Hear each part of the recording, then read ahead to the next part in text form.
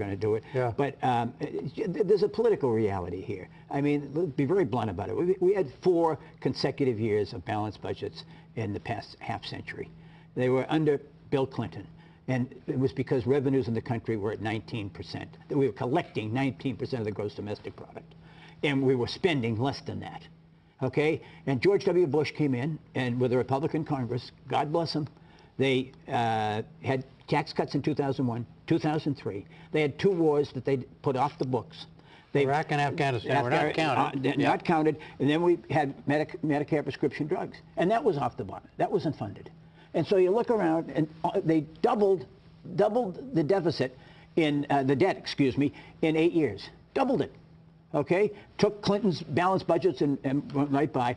And now, all of a sudden, they come back in office, and wait a minute, they're born again budget balances. I mean, I'm not questioning their sincerity, but for 8 years, they were mute. Not Tom Coburn, but the overwhelming majority of them were mute. And now they're saying, you have to do this. I mean, Bill Clinton had to do it when he came in 1992, and he increased revenues without a single Republican vote, and he lost the House in 1994, and that did bring back balanced budgets. So I can understand that. I will say this, that neither side wants to take the step onto entitlements and dealing with Medicare and dealing and confronting defense. Before we go, Wisconsin, the issue being raised there, which we reported on at the beginning of the program, how do you read that? I think it's an adroit political move by the Republican governor of Wisconsin. He sees his opportunity. He's using the deficit, which is real, which has been compounded by $117 million in tax cuts that he and the Republican legislature have recently enacted. But the reality is, A, that public employees do pay a lot less in the benefits. The average family, the average in America is 32% paid for an employee for insurance coverage, and we're talking about 5 to 6%.